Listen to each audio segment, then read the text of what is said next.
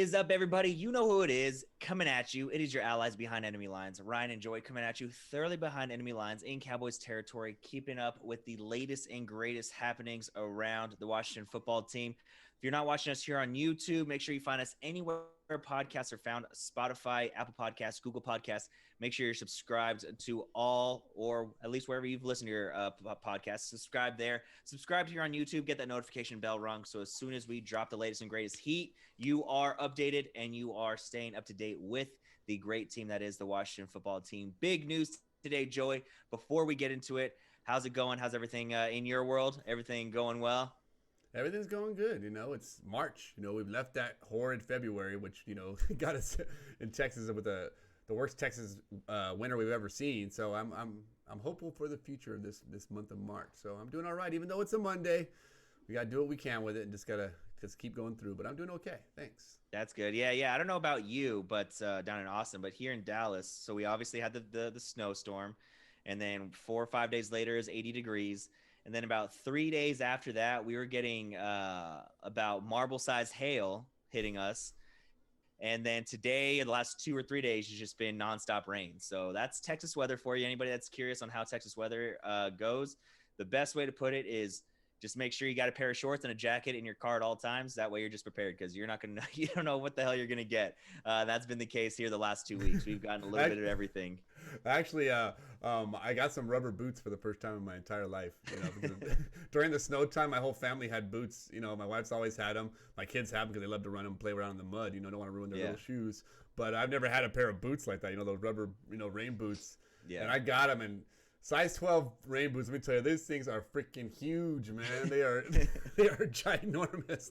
As soon as I got them, of course, both my kids wanted me to try them on and put on their boots too. And I put them on, and I was like, oh, man. It's like putting on snow boots. If you've ever been snowboarding or anything, it's like putting on giant snow boots. But yeah, I'm ready for that, for whatever wants to bring now. So you can throw those rain boots in the mix there for your jacket and your jacket and your shorts as well.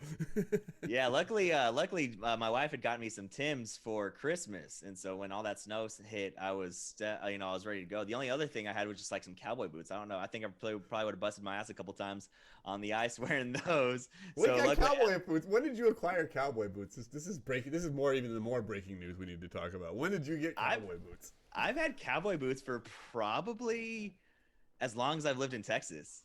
Like, did you think you needed to get some when you moved from Arizona? You're like, I need to get some cowboy boots. And 100%. Yeah, that's exactly.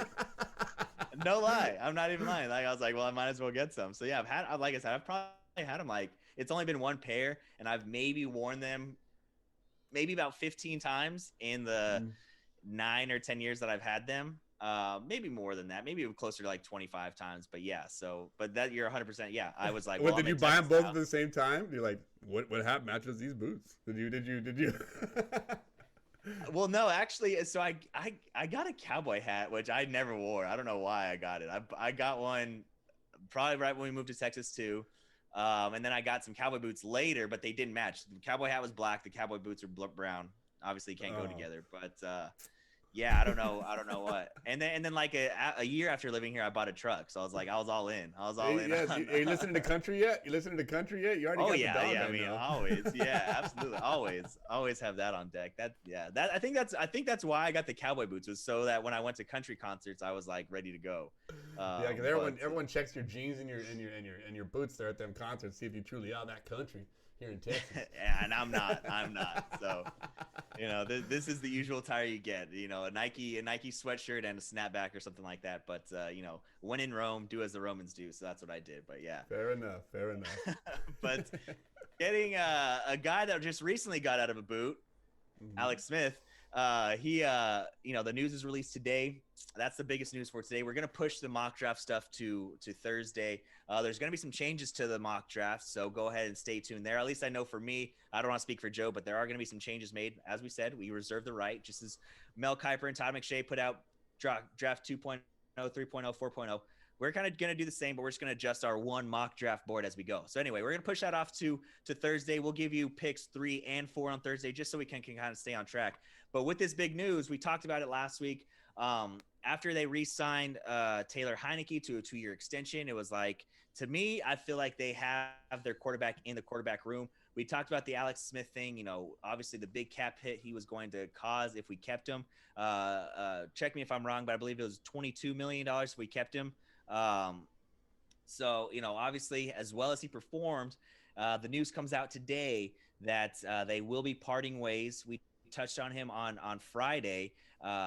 That we that he one of his GQ article saying, yeah, Washington didn't want me when I told them I was coming back. They were kind of, I could tell by their expressions that they were kind of upset. That's not something that they wanted. They didn't think I was gonna be able to come back, but be damned if I was gonna come all this way and not actually play again. And we had said, is this him kind of putting out, a feeler of like, hey, teams, like, this is what's going to happen. Like, I'm going to be on the market. Like, I'm still interested in playing. He said as much today when the news was released that he was going to be released, that he still plans on playing. He plans on returning, only 36 years old.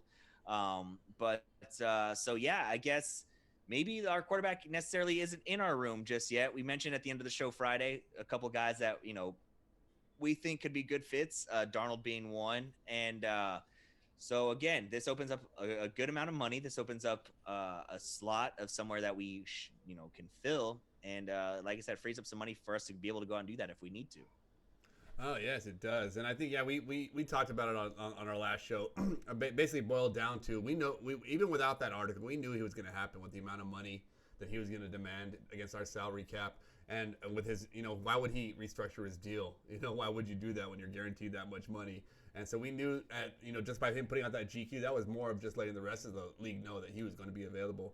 So I do think that, like they said, this probably what I did hear earlier that this whole month of February, the Washington staff had been on Zoom calls. It had no one's been in the office for the entire month or been at the stadium or whatnot. So obviously this week they're back in office, so they're going to start doing some of their stuff that's cleaning house, and that's top of the list. Ron Rivera said that at the very beginning of the offseason, was that the first priority was to that quarterback position. And so I think this is the first step in narrowing down that process of exactly what we're going to do is first time in the office. All right, well, we know we're not going to keep him. We know he's not going to restructure. So let's just, why we've even delaying any more time while this QB carousel is going on. And I think that part, as far as Matthew Stafford going out and Carson Wentz getting his deal, and all these rumors about quarterbacks where they're going to land, I think that probably plays a lot of it into it, getting this done quickly so that we can go ahead and say, hey, we have this much salary cap, we can put together a deal package. Because I know a lot of these teams, when you get a quarterback, if you're going to trade for one, they're probably, Sam Darnold's going to want a new deal.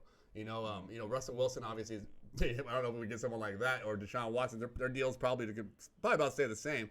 But again, the cap space, you're going to need to be able to execute one of those deals. So not a huge surprise that this happened, this early, taking into account all the, like I said, the QB carousel that's going on right now. But just anxious to see what else might be in store for Alex Smith and that QB position right now. Yeah, I mean, obviously, first and foremost, hope for the best for Alex Smith. As a guy that deserves another shot. But as somebody that I was right there with it, I said as much on Friday that when he said he was coming back, I wasn't sure of it. I was happy as well, happy with that he performed as well as he did for us. Going 5-1 in his starts. And he wasn't able to come out and play with us in the playoffs, but very much of the reason why we were there was because of how he performed. Obviously, he starts, of the 6 games that he starts, he wins 5 and we go 7-9. So obviously he was a big part of getting us there. But with him getting a bit older, with his fact, and I know we always like to make the comparison, like he's just as old as Aaron Rodgers, and nobody's saying Aaron Rodgers is old, but with as bad as the initial leg injury was, and then now with the calf injury, and that's what took a good portion of the trauma. And he literally cannot put his foot down, or he can't bring it up. One of the two. He can't bring it up. He needs that brace to help him bring his foot up. I mean, I don't that's not a guy that I want playing quarterback for me. As good as he is, between the ears, as good as his arm talent might be, he doesn't have the deep ball. His accuracy was lacking when that calf wasn't right. The initial calf strain, his accuracy took a big hit. So it's like I said, I wish him the best. Hopefully he lands on his feet somewhere. No pun intended. I hope he lands somewhere and is able to get a chance to start. But I'm okay with this move, and I think it is the right move for the team and for the organization. You free up, what would we say, $15 million in cash, $14 million of cap space. Puts us fourth with the most cap space behind the Jaguars, Patriots, and who else did you say? The Jets. The Jets. So, we're right there with some of the bigger contenders of guys that we can bring in as far as, contracts. We're looking to maybe sign an Allen Robinson, some skill guys. And two, another thing, if we do want to make a trade for Darnold, if we happen to be able to fall ass first into a trade for Deshaun or Russell Wilson, a lot of times you can sweeten the deal by bringing back a bad contract too. So, if we need to bring on a bad contract that the Texans or the Seahawks want to get out from, or the Jets want to get out from, it's not ideal, but it's then we don't have to give up as much in our trade, right? We can bring in Darnold, maybe give up, a second or third rounder and then take on a bad contract. So it loosens up how much we do have to give up. So it gives us some flexibility in all directions, whether it's free agency, whatever it may be, by making this move. And then obviously got to fill this spot in at who's going to play QB1, who's going to be that QB1. Like I said, well, obviously we have Kyle Allen in there. We'll see what happens with him. Obviously bringing in Taylor Heineke on an extension, we fully expect him to be in competition for it. But as of right now, I don't know that we have a definitive QB1. And so again, not only do we need to fill that in for the spot, but now we got the money to do it too. Yes, we do. And I've heard a lot of rumblings, and I think they died down a little bit, and a lot of people don't know why, but for Marcus Mariota, to come in and have a chance in this QB room. I know you're because it's a bad idea. Because it's a bad idea. That's why. No, but I mean, because it's a bad idea is probably why 50% of the people didn't want him to come in. But because the other 50% that thought, oh, well, he's a backup quarterback. He's got a $10 million $10 million a year salary. That again, you're not paying him very much to be able to bring him in. But what I think they come to find out is the way his deal is done is that if he has the incentive laden, that if he starts a certain amount of games, it doubles that amount right there. So you'd be bringing in, again, you'd be paying $20 million for Marcus Mariota. So I think the people that did, the 50% that did not think it was a bad idea, it should be a bad idea now when you think about those numbers, because then you're talking about spending a lot of money on a guy that's just not worth it. And then, and why would he restructure that again? If he's going to get at least that amount of money where he's at right now. So again, I think it falls into, what we're going to do there is the draft or this carousel. And like I said, with Alex Smith, it's already been linked, they're saying, to the Bears possibly because of his relationship with LaFleur that they had in Kansas City. And obviously the Jacksonville one, it pops up a lot, I think, just because of it's like a passing of the torch from a number one overall to a number one overall and that kind of thing. I think it's a perfect mentorship type role, possibly starting out the season type role where he can just kind of gradually pass it off, like a lot like Eli Manning did his rookie year with Daniel Jones or something of that nature. But as far as Washington is concerned, I think that it all falls back on just either Sam Darnold or what we have in house or the draft. And I think if it falls what we have in house, I think the draft is going to have to fall back into a later round. It's going to have to be a chance. So again, it's going to boil down to Taylor Heineke and Kyle Allen. I think it's going to be starting this job day one. Yeah, no, I agree. I think the Deshaun thing is slowly, it was never, I think, a lot of momentum behind it, but it seems like the Texans really aren't willing to trade him. And even if they do, it seems like it's going to have to be somewhere that he wants. The Dolphins or the Jets, the two teams with 2 first-round picks. It's the only 2 teams that they're going to get.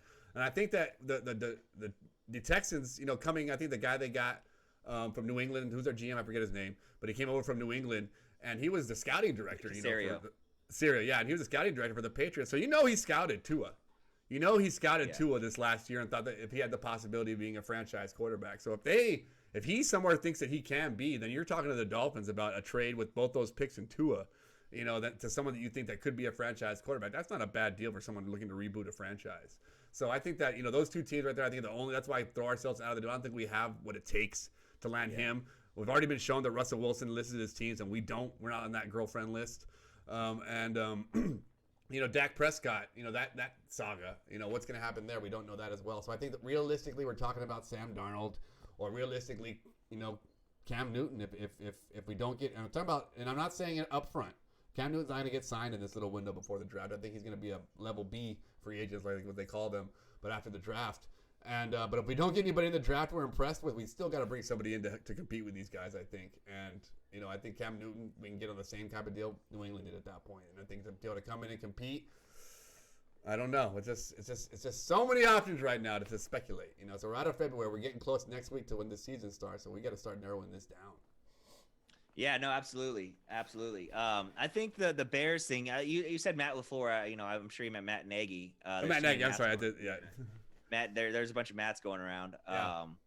But the only thing that's about the Bears, which I get the Matt Nagy, relationship there, but their offensive line stinks. You know what I mean? And so he needs to find somewhere that he can play behind an offensive line that does well. I wouldn't mind seeing him go back to Kansas City. I know that'd be tough. It'd be going back to your girlfriend after you broke up. I don't know, but I think that'd be cool. He could ride it out with Andy Reid. I think he's still a better backup than Chad Henne. Obviously, he's not going to start anytime soon or ever, unless there's an injury to Mahomes. But he said he wants to start, so we'll see. But I think the amount of teams that will be vying for Alex Smith's attention is about the same amount of quarterbacks that we can have our eyes on through a trade. Like I said, there's about 2 options. I think that's probably going to be about 2 or 3 teams that Alex Smith is going to have to choose from. The Dak Prescott thing, I forgot to mention that because that is obviously still an ongoing saga. Who knows what's going to happen? I think he ends up getting franchised again. And then it's, then they're going to take their chance. That's really from what, local sports talk radio here is, things like that. Local sports writers, they haven't outright said that the Cowboys are going to franchise him again, but just without saying it, they've said it, right? So it's just like the writing's on the wall that it looks like it's going to be another franchise tag for him, and then he'll be able to test free agency. And if I'm Dak, you have 2 options to give me a long-term deal, and you don't. Well, why do I show any loyalty to you? Now you can't argue. Well, look, the Cowboys are offering him a 5-year deal. He wants a 4-year deal. So they are trying to make the offer to him, but he wants one less year so that he can test free agency again. The team's trying to protect themselves. So you can't argue that, but still that is a domino that can still fall in our favor or, take another option off the board. But there's a couple options in the draft. I don't know about you. There's a couple options in the draft that I think we can get late in the draft, but they're not going to be vying for that starting position. So again, it is narrowing our options there. What a world if we're starting training camp and Taylor Heineke is at that QB1 position. Like I didn't see that coming. Like I fully expected competition. Whoever, Kyle Allen and Heineke and whoever else, whether it was Alex Smith, whether we brought somebody else in, I just figured competition. But as of right now, I think going in, if training camp started right now, we'll throw Montez in there. We got Steven Montez, Kyle Allen, and Taylor Heineke. Heineke's taking the reps with the first team, right? Easy. He's got the team already. The team believes in him. Yeah. He's already got that part. The hardest part, I think, of being any type of leader is getting the people to follow you. And he's already got that. So now he's just got to go out there and, like he said, Chase, just do what he do. Just go out there and do what he does. And I think that someone like him is going to go in there and take that and run with it. So that it's going to be interesting to see. I think Kyle Allen is coming. Barring injury. To Taylor Heineke, I think that that's going to be an easy pick. As far as unless that Taylor Heineke somehow completely flops on his face or goes out there and just what do you call that guy's name? Matt Flynn. Matt Flynn's his preseason away to Russell Wilson, but I don't see that happening. Now again, I still think we're going to have to add somebody else to that room. Whether I'm not going to say it has to be a top level, but it has to be somebody else because I don't think Steven Montez. We saw the look in his eyes when he thought he was going to go on that field against Tampa Bay, and that did not look like a guy that's ready to play in the NFL yet. And so I mean the names are out there. The second tier we see him shuffling around from team to team, but that's why I think Cam Newton. I think that's someone that has the highest ceiling of any of these guys that are out there. And again, I don't think you bring him in here and give him the start. Again, he's going to have to compete. But again, I've heard it. Everyone saw his injury prone, this and that. The last 3 off seasons he's been robbed. He's been robbed of his last 3 off seasons. He had the foot surgery, had the shoulder surgery, and then last year he didn't get signed until the very beginning. Then he caught COVID. And then you're playing on a Patriots team with basically half the team opted out, so half the good defensive team opted out. Julian Edelman called it quits about halfway through. And, they had nobody. He had nobody protected to get the ball to. So all he had there was the name the Patriots. You call that team anything else with the same name, and no one would have expected it. It would have been way above expectation for what he did. So, I don't hate the idea. It's just that if we don't get one of these, I don't want to just I don't want to go under QB into the season with a defense like that. We cannot waste this time that we have with this defense, and I don't want to go in there half-stepping. So I think if we go in there with just Taylor Heineke, Kyle Allen, and less than and not equal to, then I think we're in trouble right there. Oh yeah, for sure. Because especially after seeing the success we did, say what you will, we were 7-9, that's fine, but we still made the playoffs. Made a good run at that wild card game. Came up short, but that's now the bar, in my opinion. That, and I think everybody else is like that's the bar. You got to make the playoffs, win the division, whatever. I don't care if it's a wild card or win the division. If we get in the playoffs, I'm happy. Mm-hmm. But now you got to take it to that next level. Maybe win a playoff game. If we go from 7-9 to 8-8 and still make the playoffs, look, I'll still be happy. But now it's like, well, now let's see if we can win a playoff game. So if we just don't make the playoffs at all, or take a step back, like that's 100% a failure. And I think Ron Rivera would agree, and I think anybody in that locker room would agree as well. So now the bar is making the playoffs. Like you set that standard for yourself, right? Like you set that last year. Even if it wasn't underperforming division, whatever, you did what you had to do to get in. Say what you want. But now you have to make the playoffs and make a push to at least win that first game. And anything after that is gravy. And then the next season, you're building off of that. So you're right. If we come in undermanned at quarterback, you can't expect to be able to meet that bar of making the playoffs and trying to win that first playoff game. You absolutely can't. There's no reason why, because you didn't get any better. You might have taken a step back. Again, we'll see what we have with Taylor Heineke. I'm not putting all my eggs in his basket. I'm hoping he does well. I'll be obviously keeping an eye on it if that is who is the number one guy going into training camp, because we've only seen 6 quarters of good football from him. And they were both in losing efforts. So it's tough to kind of, like I said, put all your eggs in his basket. Obviously, we have seen some good things, and like you said, he has the leadership, he has the guys behind him, but it's still got to translate to playing on the field and collecting a couple W's, every now and then. So it's going to be a tough spot, but it's now opening up a little bit of clarity as well, right? We don't have to worry about, well, is this going to happen or is that going to happen? Now, not only do we have the cap space, but now we kind of have the clarity.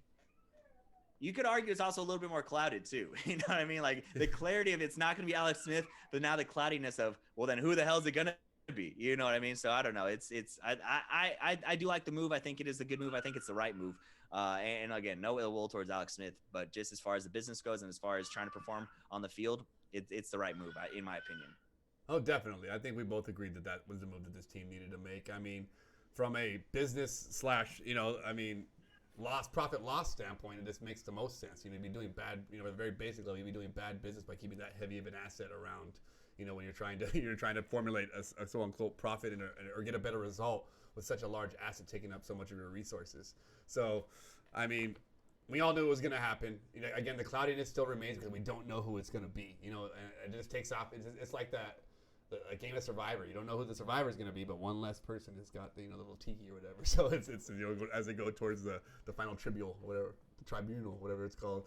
But yeah, but I trust in Ron, and I think that if anything's taught us in this last year, that Ron does have a plan. I don't think he's just shooting from the hip. I don't think he's just making knee-jerk reactions. I think everything's come out exactly as he's wanted it to come out. Given all the ups and downs of the season, I think that we all should, have a little bit more faith in Ron that he does have a plan. And so hopefully some of these behind-the-scenes talks that we don't know that are happening, that are probably still happening, are going on. I do know that we have been linked to some that we both talked about getting for the Dante Samuel for the Panthers. It sounds like that's going to be Curtis Samuel. I say Dante again. I want to combine Asante Samuel and Curtis Samuel. But anyway, yes. But yeah, I think that us and the Giants are the two top in the running for him right now, which is great news. And right there, cutting Alex Smith, that's the deal right there. There you go. That cap space gets somebody like him on the field. So that's the kind of things that this removing the cloudiness does. It allows you to, again, redirect resources to something that's going to help you be productive on the field. So although we're going to miss him, like I said, I'm definitely going to miss him. I'm going to miss his leadership. I'm going to miss the hope he inspired in all of us this year. It is the best decision. And now, again, we can just continue with the rumors and innuendos, as they like to be called, about what's going to be our new quarterback.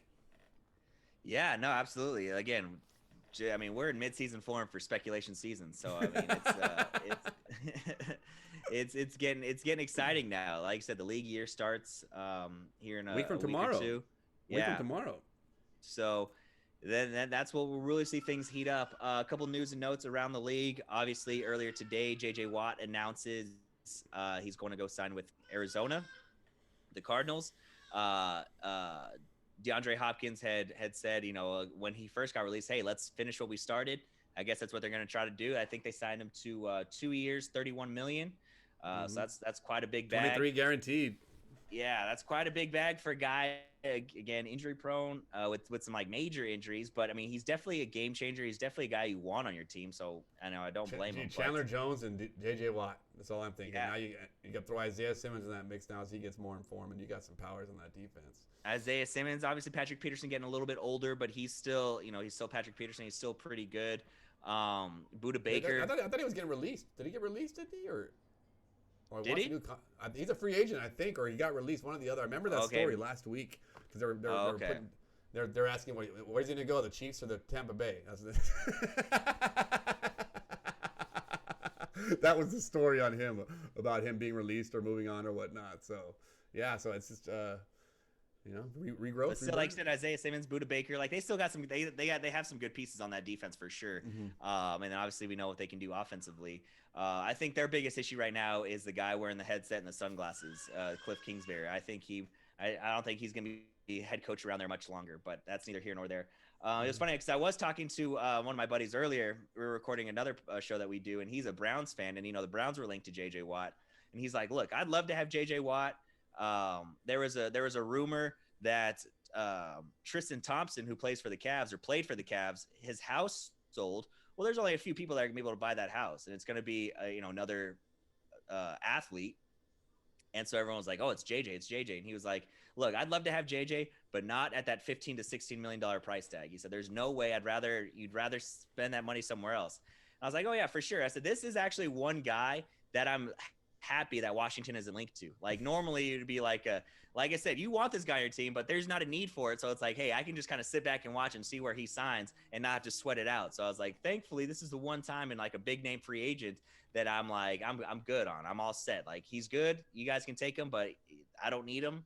So I'll just enjoy the show that goes along with it. But that was just kind of a funny little anecdote there. But that's all I got as far as the Alex Smith thing. Is there anything else that you want to add on before we jumped out of here? No, just we got the news. I guess it happened yesterday this morning that Irv Cross passed away. Eagles great, Rams great. The reason I remember him the most is as a kid growing up, as I started my love for football, was the NFL Today, the morning show that he was on.